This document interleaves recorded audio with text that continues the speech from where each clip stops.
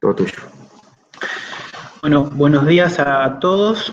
Yo soy el doctor Alejandro Rubino, soy cirujano de cabeza y cuello y maxilofacial, y me han pedido que les cuente en una pequeña charla cómo es el procedimiento del hisopado nasofaringio y bucofaringio para la toma de la muestra para el material genético del COVID-19.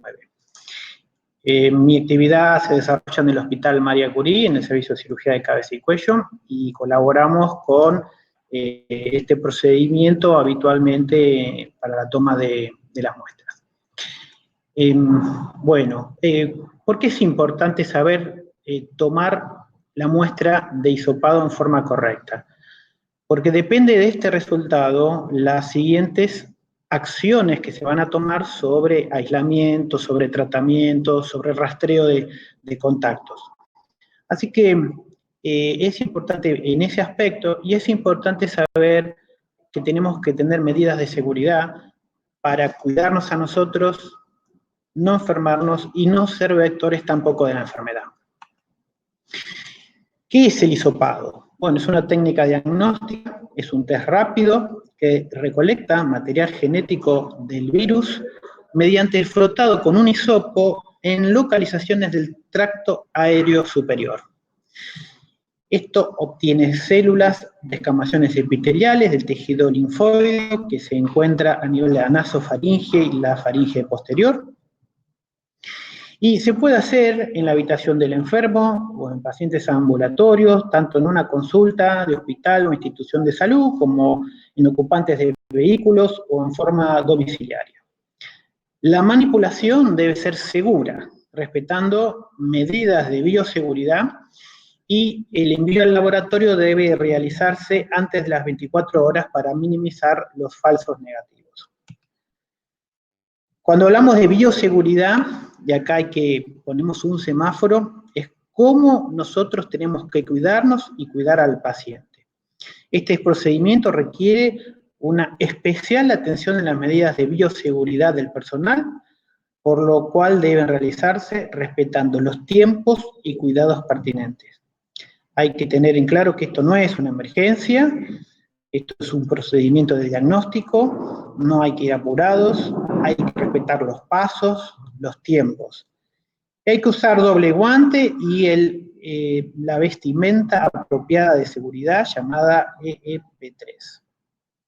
El paciente tiene que estar con el barbijo colocado al momento de la muestra. Uno de los pasos más importantes es cómo nosotros nos vamos a colocar la ropa de bioseguridad. Hay que utilizar ropa de trabajo especial, es decir, ambo, eventualmente guardapolvo, y calzado de trabajo, y eventualmente el calzado que utilizamos tiene que estar cubierto con botas quirúrgicas. Hay que lavarse las manos o frotarse con alcohol o alcohol en gel. Hay que ponerse un gorro quirúrgico desechable, una mascarilla de protección médica N95, y eventualmente un barbijo que puede cubrir esa mascarilla para proteger esa mascarilla de alguna salpicadura. Hay que ponerse guantes interiores de látex. Esto es la primera capa que vamos a tener arriba de nuestras manos.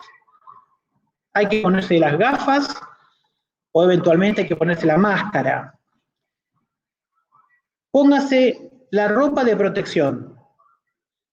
Si usa ropa de protección sin cubrepiés, hay que ponerse el cubrebotas impermeable, como estuvimos conversando anteriormente. La bata de aislamiento que hay que colocarse por delante de la ropa de protección tiene que ser desechable. Y luego hay que colocarse los guantes exteriores desechables de látex. Acá podemos ver un flujograma de cómo debemos colocarnos. Primero la ropa de trabajo y el calzado, luego lavarnos las manos, luego un gorro quirúrgico desechable, luego la mascarilla N95, luego los guantes interiores que son desechables, luego la ropa de protección. Acá tenemos un mameluco o eventualmente arriba de ese mameluco un camisolín desechable, luego los guantes externos de látex para finalmente poder estar vestidos de esta manera, los que nos aseguran que vamos a estar protegidos.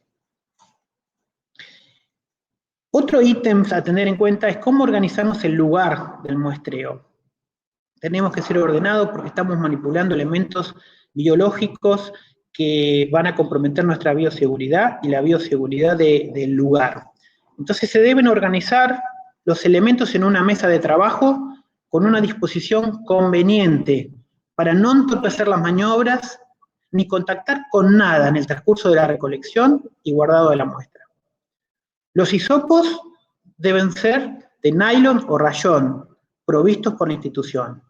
Un hisopo nasofaringio y un hisopo orofaringio por cada paciente. Los tubos de transporte de muestras virológicas ya tienen su medio de transporte y montado en una rejilla de laboratorio, previamente desajustar la tapa para evitar maniobrar innecesariamente una vez recolectada la muestra. Debidamente rotulados con etiquetas, con lapiceras apropiadas. En la mesa debe contarse con papel tisú, tijera y bajalenguas desechables. Y la bolsa de bioseguridad para descarte los elementos. Y por supuesto el alcohol en gel o el alcohol en spray. Acá vemos cómo una rejilla portatubos debe estar dispuesta para manipular en forma segura los tubos de recolección. Y debe ser rotulado convenientemente para no confundir las muestras. Ahora, ¿cómo debe estar el paciente? Primero hay que conversar con el paciente, tranquilizarlo respecto a que es un método de corta duración, que necesitamos su colaboración, que no debe estar ansioso, nervioso, tiene que estar sentado cómodamente, si es un paciente ambulatorio, y explicarle brevemente la técnica. Eventualmente aquellos pacientes que están con congestión nasal o tienen presencia de mucosidad, le vamos a pedir que se suene en la nariz con un pañuelo descartable y que el mismo se desechará en la bolsa de bioseguridad dispuesta para tal fin. Le vamos a pedir que baje levemente el barbijo y que haga esto. Vamos a verificar la toma de datos y rotulado del tubo de transporte. La toma del hisopado puede realizarse con la cabeza en posición neutra o a 45 grados. Si es necesario, se puede pedir que apoye la cabeza sobre un cabezal o contra la pared. Vamos a evitar tomarlo de la cabeza y utilizar nuestras manos como apoyo. Hay que minimizar todo contacto con el paciente. Consultar al paciente si tuvo algún traumatismo o cirugía nasal, o conoce si tiene desviación del tabique, y preguntarle eventualmente si de alguna fosa nasal respira mejor que de la otra, para poder utilizar esa fosa nasal para la toma de la muestra. Acá vemos al paciente con la cabeza en 45, pero la cabeza puede estar en posición neutra. Es importante saber qué orientación tiene el paladar y la cavidad bucal para guiar al hisopo y tener en cuenta en qué posición está la cabeza. Cuando hablamos estrictamente del hisopado, le vamos a pedir al paciente que descienda al barbijo dejando las fosas nasales libres y que deje cubierta la boca. Eventualmente hay que elevar la punta nasal con la mano nuestra, que está libre, para permitir el ingreso del hisopo en el vestíbulo nasal. Y acá, por ejemplo, vemos con un dedo levantamos la punta nasal, vemos que las fosas nasales no son exactamente iguales, vemos una simetría nasal, vemos eventualmente una desviación del tabique que ocluye parcialmente esa fosa nasal no va a ser la más apropiada eventualmente para hacer el hisopado.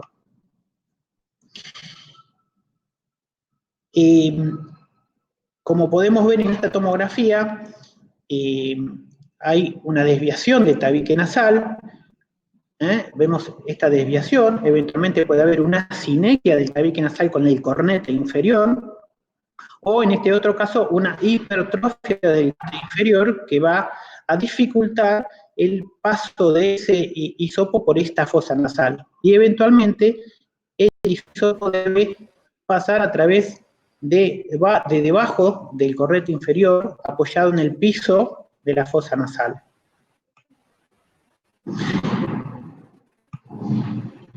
Vemos también cómo esta cara supuestamente armoniosa, bueno, quizás con un antecedente de una cirugía nasal o un traumatismo previo, presenta estas desviaciones de tabique nasal que nos hace pensar que hay que preguntarle a todos los pacientes sobre el antecedente de cómo respiran para que el hisopado no sea traumático y que él mismo pueda introducirse en la fosa nasal cómodamente.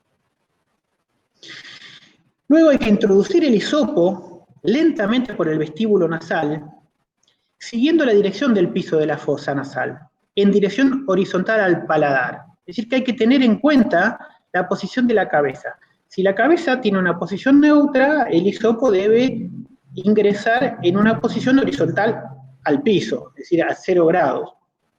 Si la cabeza la tiene a 45 grados, entonces el hisopo debe estar más o menos a 45 grados, la introducción del mismo. Y cercano al septum nasal, porque esta es el área más libre, donde está más lejana al cornete. En todo el recorrido, hasta contactar con la pared de la rinofaringe. Esto debe ser una maniobra lenta, segura, cómoda para el paciente, tratando de evitar lesionar la mucosa en todo su trayecto. Como podemos ver ahí, la introducción del hisopo prácticamente en forma horizontal y paralela al piso de la fosa nasal, por debajo del cornete inferior, entre el piso o el techo del paladar y debajo del cornete. Hay algún error que habitualmente cometen los que no conocen la anatomía, que es introducir el hisopo por el vestíbulo en esta dirección, buscando la parte superior del cornete medio y superior. Acá no está el virus. Acá no está el virus. El virus está en las células epiteliales, linfoepiteliales que se encuentran en la rinofaringe. Y acá hay un tope. Y entonces pensamos que el hisopo está correctamente introducido porque hizo un tope. No vamos a tener resultado. Vamos a tener acá seguramente un falso negativo. Y este es un error muy frecuente. Habiendo introducido 3 o 4 centímetros el hisopo, tenemos un tope y pensamos que estamos en el lugar correcto. No, esto es un error. Entonces hay que introducirlo por debajo del cornete inferior hacia la búsqueda de la parte posterior de esa fosa nasal y contactar con la rinofaringe. Ahí realmente vamos a tener un tope. El hisopo prácticamente van a quedar 3 o 4 centímetros por fuera del vestíbulo nasal y fíjense ustedes cómo el hisopo tiene esta dirección horizontal al hueso palatino. Es normal que el paciente a veces sienta molestia y que lagrimee, si puede lagrimear porque tiene una molestia, es un objeto extraño que se introduce en la fosa nasal, esto puede molestar un poco, puede hacer un gesto desagrado, pero no debería producir dolor. Cuando nos encontramos en la rinofaringe, durante 7-8 segundos hay que rotar el hisopo para poder descamar esas células epiteliales contra la pared posterior de la nasofaringe. Luego hay que retirar el hisopo y colocarlo en un tubo de transporte previamente rotulado, cortar el remanente del hisopo que no ingresa al tubo de este hisopo sobrante, hay que descartarlo en un cesto de bioseguridad, hay que cortarlo con la tijera o eventualmente partirlo y cerrar bien el tubo. Así vemos cómo es el mecanismo. Vemos cómo se introduce por el vestíbulo, en la foto de la derecha vemos que está paralelo, rota entre 7 y 8 segundos y luego se retira. O como vemos ahora en este caso, introducimos el hisopo paralelo al pie de la fosa nasal hasta que hace con la faringe, Ahí ven que hay una cierta molestia, puede haber una gesticulación, y se retira. Luego colocamos el hisopo en el tubo y descartamos el excedente del hisopo. Cerramos convenientemente el tubo y la muestra está lista para enviar. La otra parte de este procedimiento es el hisopado faríngeo, que lo vamos a hacer a través de la boca. Entonces pedimos al paciente que suba su barbijo. Antes lo tenía cubriendo la boca, ahora lo asciende y cubre las fosas nasales. Le pedimos al paciente que abra la boca y saque la lengua. Es importante visualizar en dónde vamos a nosotros colocar el hisopo. Si se puede visualizar la pared faríngea del fondo correspondiente a la orofaringe, este es el lugar donde se tiene que dirigir el hisopo. Si no fuera posible hacer esto, le pedimos al paciente que deje la lengua adentro y con un baja lengua la deprimimos. Y de esta manera podemos tener acceso a la pared posterior de la faringe. También es visible el paladar blando, la úvula y las regiones amigdalinas palatinas. Pero es importante saber hacia dónde tiene que ir dirigido este hisopo. El hisopo tiene que ser llevado paralelo a la lengua hasta contactar con la pared posterior de la faringe. Y de la misma manera que hicimos con el hisopo nasofaringeo, hay que rotarlo y frotar con la punta la pared posterior de la faringe para poder descamar la mayor cantidad de células durante aproximadamente 7 segundos. Claro que ahí puede presentar algún reflejo nauseoso o reflejo de tos, y es ahí en donde el procedimiento es peligroso para la bioseguridad, de tanto nuestra como del ambiente que nos rodea. La introducción, como la extracción del hisopo, debe hacerse lo más limpio posible, tratando de evitar el contacto con el resto de la lengua, el paladar, los dientes o los labios. Eso genera siembra de esas células y pérdida de material genético en el hisopo. De la misma manera que hicimos anteriormente, hay que colocar de inmediato el hisopo en el tubo de transporte, previamente rotulado. Cortar el trayecto del hisopo que es sobrante y cerrar bien el tubo. Es aquí, en la pared posterior de la orofaringe, en donde debemos colocar el tubo. No sobre la lengua, ni sobre la base de la lengua, ni sobre las amígdalas palatinas, ni mucho menos sobre el paladar, ni mucho menos sobre la úvula. Es en el fondo en donde hay que dirigir el hisopo. Acá vemos el paciente donde se ha introducido el hisopo y un baja lengua deprime la lengua y la base de la lengua para poder acceder a la pared posterior de la faringe. ¿Cuáles son los errores? Los errores habituales es no respetar las medidas de bioseguridad. Estar mal vestido, no tener doble guante, no tener botas quirúrgicas que cubren los zapatos, no tener cofia, y no está debidamente protegido con una máscara o antiparra. En la muestra nasofaringea es habitual que se ingrese por la fosa nasal con una inclinación errónea. Ya hemos mencionado la inclinación inadecuada que va hacia el cornete medio y superior, en donde no está el virus, y ahí no nos sirve esa muestra. El otro error habitual es no llegar al fondo porque no se ha tenido el tope de la rinofaringe. ¿Por qué? Porque a veces hay una sinequia o hay una alteración anatómica o un cornete está hipertrofiado y tener una falsa sensación de que hemos llegado al tope. Y en la muestra orofaringea, porque hay una falta de contacto con la pared posterior, porque la lengua es una lengua grande o tiene arcadas o tiene tos, o se toma la muestra del paladar blando o base de la lengua o de la úvula, y eventualmente se ejerce una siembra viral por contacto al retirar el hisopo. Esto que quede claro, que todo error en la técnica puede redundar en el resultado de falso negativo, que es de importancia capital por el costo del material y por la imposibilidad de diagnóstico y aislamiento y seguimiento del paciente. Además, todo error en la bioseguridad redunda en riesgos propios y de vectorización. Por ejemplo, vemos acá cómo el hisopo está introducido y está tomando material de la úvula en donde no se encuentra el virus. Otro error común es no estar adecuadamente protegido, dejando las mangas de nuestro equipo libres y con falta de protección. Y luego, lo más importante de todo es cómo nos quitamos la ropa, cómo nos quitamos el equipo de protección.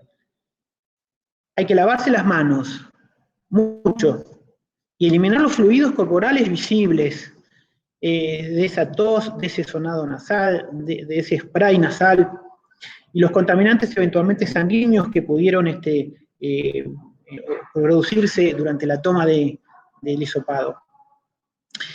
Luego, quitarse la bata desechable junto con el par de guantes exterior. Si se enrolla, quitando la bata se quita enrollándola y desechando al mismo tiempo los guantes exteriores.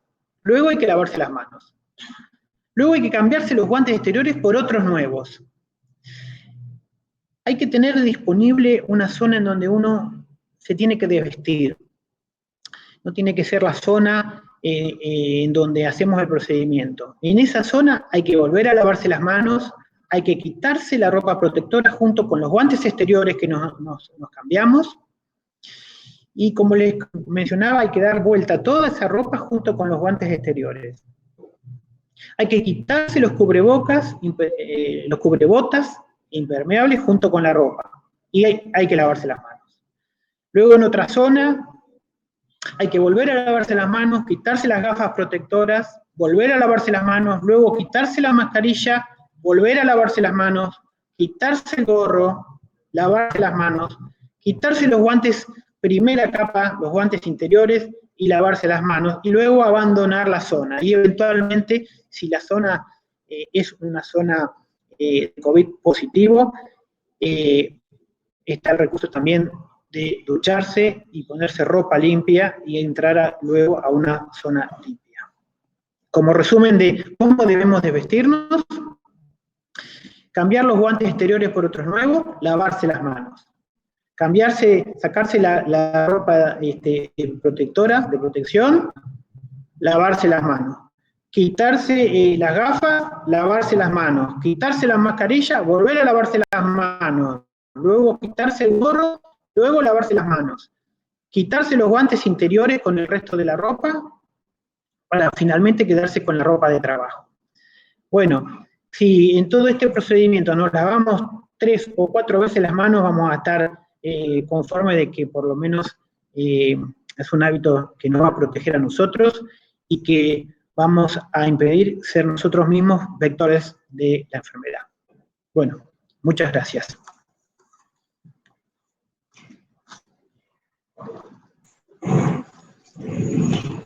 ¿Ya está? Ya está.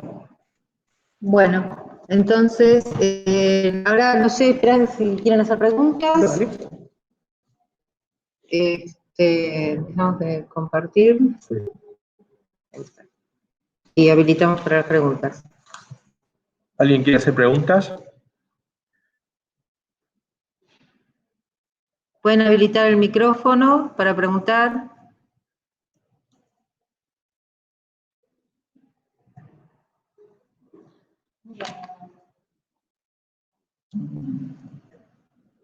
Bueno, estuvo muy buena la charla, además no solamente para ver la técnica, sino para aquellos que se tengan que hisopar, también cómo es el mecanismo del hisopado. Porque además porque se estuvo pasando por los medios de comunicación algunas imágenes de hisopado. No sé si viste algún noticiero que pasaron, cómo se hisopaba a una persona conocida, que la verdad que fue un poco traumático. Bueno, por eso hay que conocer bien el procedimiento, hay que conocer la anatomía, tiene que ser un procedimiento. Sí. Bueno, hay que conocer bien el procedimiento, conocer la anatomía, porque el hisopado no debería ser traumático. Hay ocasiones en que hay alteraciones anatómicas, hay sinequias, y bueno, eventualmente en esos casos es problemático y doloroso, pero hay que saber que nos tenemos que acostumbrar a este procedimiento y no debería ser traumático. Y esto se evita conociendo la técnica y ejerciéndola. No hay que mandar al residente de primer año que todavía no sabe ni usar el estetoscopio a hisopar a los pacientes porque nosotros no lo queremos hacer. Tiene que ser el médico de cabecera, tiene que entrenarse, no hay que delegar la responsabilidad de hisopar a nuestros pacientes a alguien que no está preparado para hacerlo. Que es importante que sepamos hacerlo y que eventualmente también nos lo van a hacer a nosotros en algún momento. Muchas gracias. La verdad estuvo bárbaro, muy directo. Una pregunta quería hacer. Ahí está, una pregunta.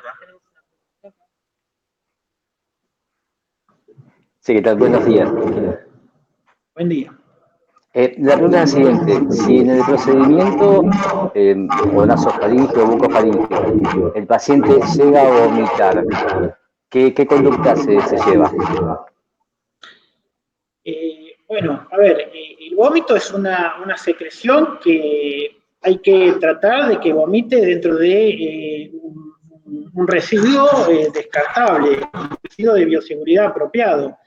No está exento que presente arcadas y que eventualmente pueda vomitar. Por eso tenemos que estar cubiertos, por eso tenemos que tener nuestro equipo de protección adecuado, es decir, para eso es que está. Y no solo hay gotitas de spray nasal en suspensión, sino que puede haber sangrado, nos puede escupir, nos puede vomitar. La idea de estar protegido es justamente para eso. Y si tenemos esa contingencia, y bueno, tendremos luego que cambiarnos. Cada vez que nos pasa eso, cambiarnos el EPP3 y retomar nuestra actividad de la misma manera que hicimos con ese paciente. Muchas gracias. O sea que quizás sería conveniente que el paciente estuviera en ayunas, ¿no? No diría yo que seamos tan estrictos. Si la toma del hisopado es delicada, bueno, no, es como lavarse los dientes, no debería traer demasiadas complicaciones. ¿No? Yo diría que no debería ser una norma esa. Muchísimas gracias.